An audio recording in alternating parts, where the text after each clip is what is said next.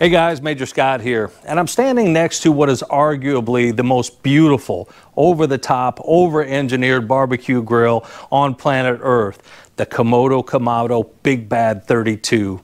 At nearly 1,000 pounds, this thing is massive. I mean, even the lid is almost 200 pounds. It contains almost 130 pounds of 304 brushed stainless steel. It has handmade teak prep tables, and it's covered in beautiful tile all through and through. But is this grill just a high-dollar conversation piece for your patio? Well, today we're going to take a deep look inside the Komodo Kamado Big Bad 32, and we're going to see how it's built and see what it's about. I'm stoked. Let's get after it. The presence of a Komodo Kamado grill on any patio is an immediate conversation starter, and they're very rare to see in the wild.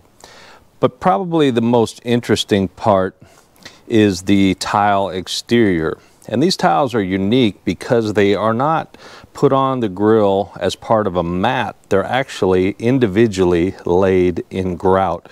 So each one of these tiles, probably 1,000 or more, are set individually in an elastomeric type of grout. Now this grout is special because if it wasn't an elastomeric type grout, it wouldn't allow the tiles to stick to the exterior when the heat of the grill expanded the grill, because this thing will expand and contract as it heats and cools. So if this elastomeric grout wouldn't hold the tiles, then you'd be losing tiles left and right. And as you can see, after 5 years, I haven't lost a tile yet, and I'll knock on wood with that. Speaking of wood, the side teak tables are just about as impressive. They are handmade and they are beautiful. They could use another coat of oil, but they are just gorgeous and allow a lot of flexibility. But this is really what's nice about these teak tables, and it's really a tribute to Komodo Kamado's attention to detail. You have mortised joints inside the teak table, and it is just simply beautiful. The woodwork is definitely over the top, like everything with this grill. And even the grill frame is that 304 stainless. And speaking of that, look at this CNC cut 304 stainless handle and inlay. It's inlaid, it's not just bolted on, and you can't really see anywhere on the seams where it's outside. I mean, it's flush with the edge of the tile, and it is simply beautiful. And as I said in the beginning, there's almost 130 pounds of CNC stainless steel alone throughout this grill.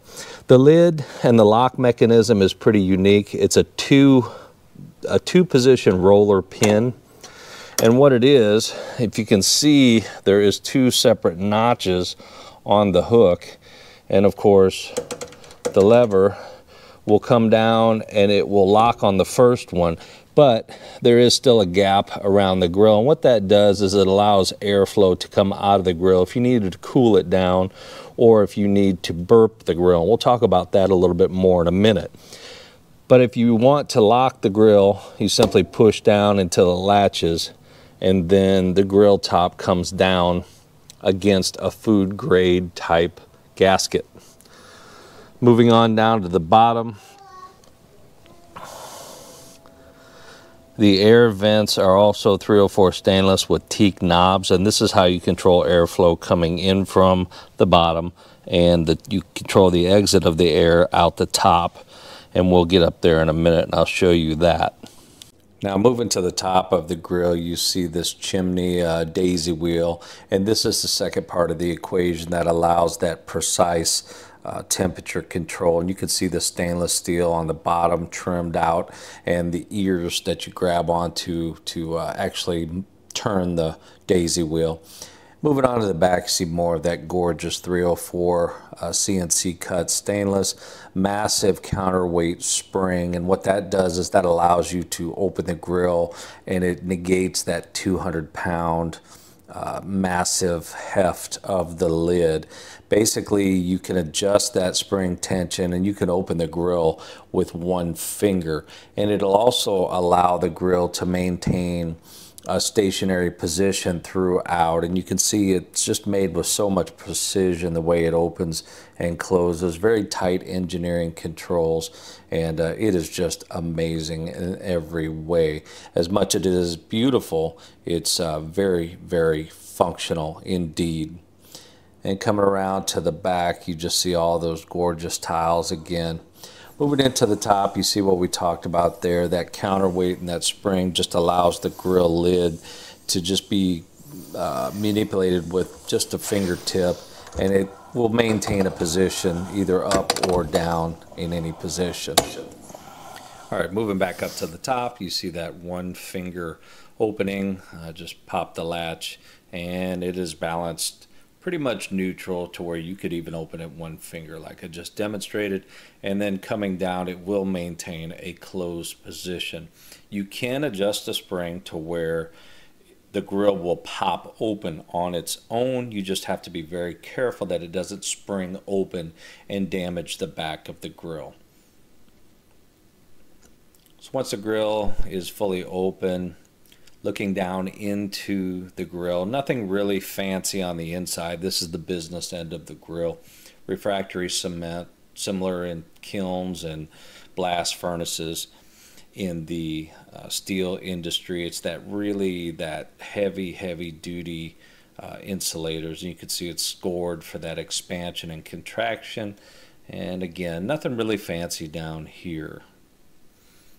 Couple little openings right down there. There's the rotisserie cutout, and then there's another one which I'll demonstrate in a minute. There's a hole that you can put temperature probes.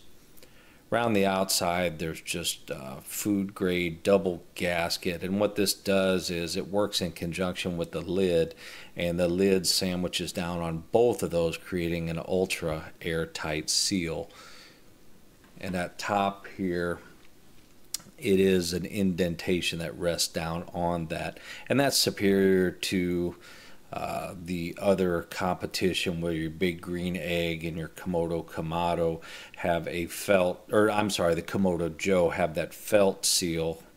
This Komodo Kamado just is superior in that airtight seal. Now moving on down into the grill itself, I have the grates in a configuration where it's kind of a multi-zone configuration. This is pretty common to what I like to cook. If I'm cooking maybe 2 or 3 steaks, I don't need the whole capacity of the 16-pound charcoal box. So what it does is it creates an area where I can put a couple steaks down there and then throw them up top when they're done, to give them a nice medium rare so they don't overcook. It creates a safe zone. That's another thing that charcoal box does in that configuration, is it really creates that safe zone on that one side. You're only using half of the charcoal. Now moving on down to the grill grates themselves, keeping with the theme of the Komodo Kamado being overbuilt and over-engineered, these are actually 3/8 stainless rods, and they are welded in the grill. Truly a lifetime product, and that's important to say, because a lot of things these days say they're lifetime products. Komodo Kamado is one of the rare and pleasant surprises in this category, where when they say it's a lifetime product, it really is. This thing will last and be around probably longer than I will. All right, opening in the Komodo Kamado, again, nothing fancy. Down the business end of the firebox, and down there we see the charcoal basket. And I have that set up in a 50% type configuration with that partition right in the middle. On the back, each Komodo Kamado comes with a serial number. Again, no attention to detail spared. Now, if you wanted to open this up, you can go in a 3/4 type configuration, or if you want to remove the charcoal box itself, you can pull up on those handles are raised there to just completely pull it out, especially when you're cleaning or things of that nature. But getting back, you see some of this charcoal, it's been used before. Again, that's the beauty of these Komodos. You know, you can really use the charcoal over and over again. If you wanted to move it to a 3/4 configuration or a 2/3, you simply remove that panel and you could slide that partition over, or just slide it out completely and have the full charcoal basket. Now the full charcoal basket, if you were doing a very long cook, you could use that charcoal and you could create some safe zones without using that charcoal partition. Now today we're going to prepare the Komodo Kamado for a Christmas prime rib roast, and we're going to show you how you light this grill. Now, since it's a porous surface, this refractory cement, you don't use lighter fluid on these types of grills. So you can use a different approach to lighting the charcoal, but I use what's called a loop lighter. All it is a glorified heat gun. Pro tip here, if you would rather, and you know, these things are kind of expensive, I don't know, 80, 75, 80 bucks, but it's basically a heat gun. So go to Harbor Freight, pick you up a $25 heat gun, and you can proceed that way. But lighting it, it's going to take about 20 to 30 seconds before it gets nice heat to it. And you just sit there and you know, press it against the coals and it will light. You can see my configuration here. I have about a 3/4 division in the battery, or the charcoal basket.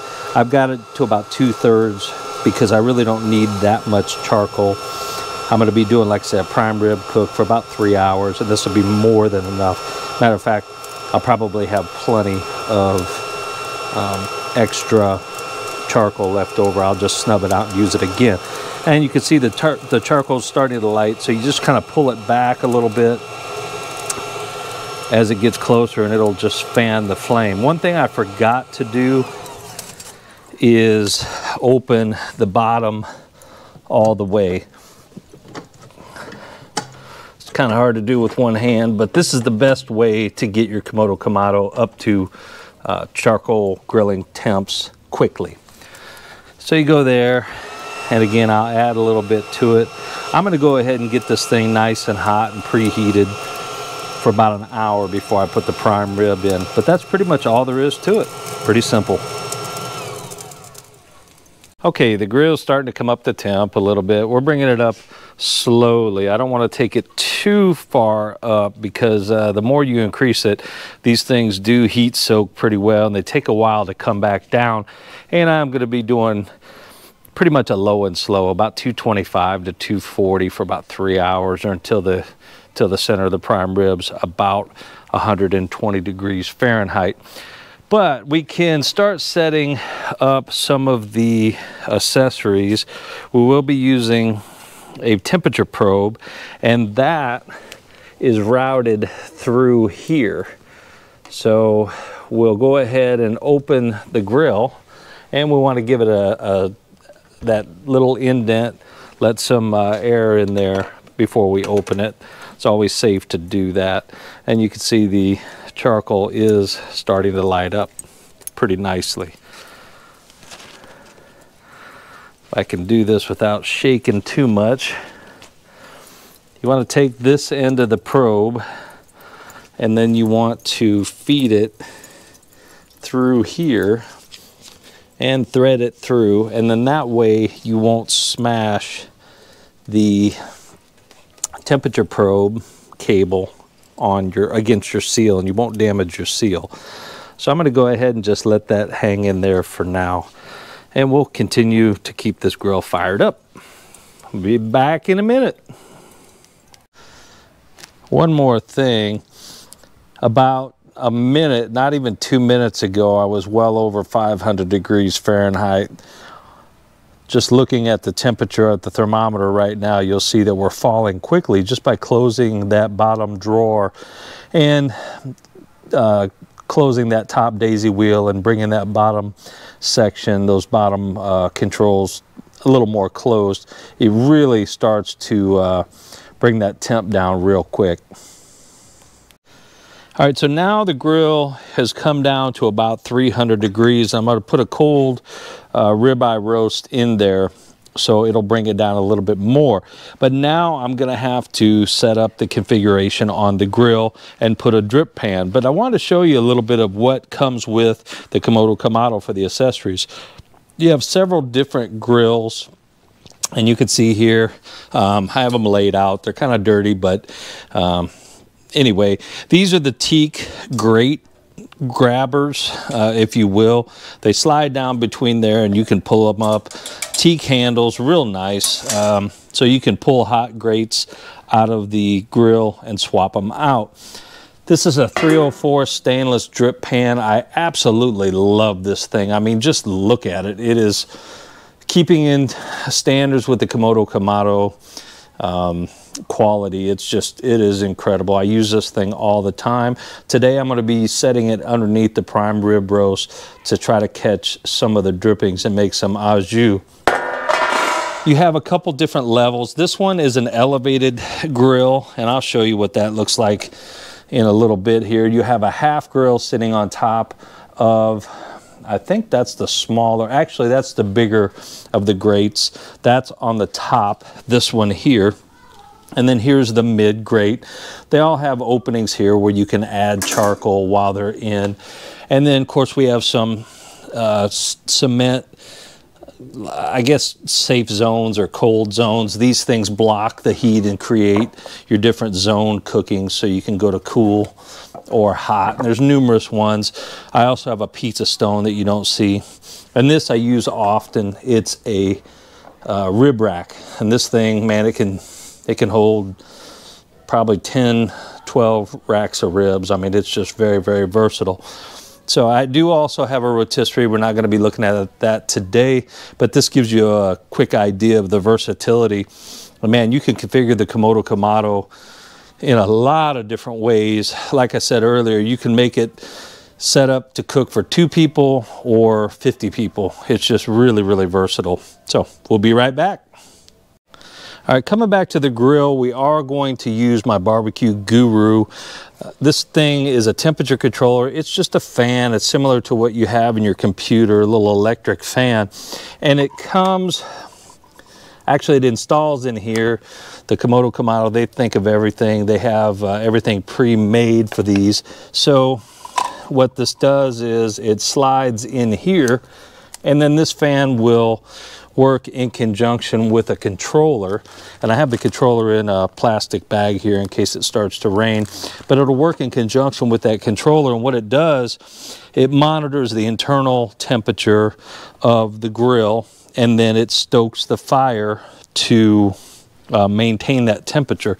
And with this refractory cement and this superior insulation, you can control the grill better than you can control your oven. So you really can make this thing like an oven, even better.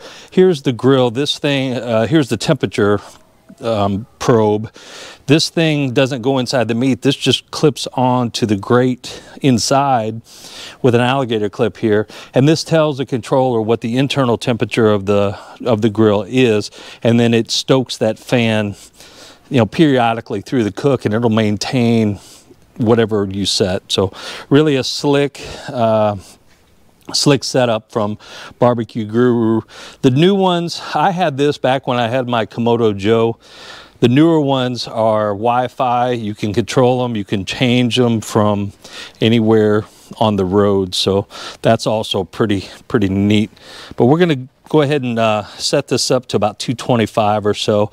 And I normally don't use these controllers unless I'm doing like a Boston butt or a brisket. But you can really, and the reason I say that is because, to be honest with you, this Komodo Kamado, if you get the heat, if you get the chimney right, and then you get these controllers down here right, it truly is a set it and forget it. And you almost don't need the Barbecue Guru. But if you want to leave for a couple hours, 3-4 hours, and you're doing a cook, it does give you a little bit of peace of mind. So hang tight, we'll be back. All right, so I have the Prime rib seasoned up, got a little olive oil, and I used a Kinder's prime steak seasoning. I'm going to try that for the first time. I like the Kinder's brand. It's pretty good all around. I tend not to do my own rubs because, to be honest with you, if you find the rub that you like, it's cheaper to do it that way and you get the consistency.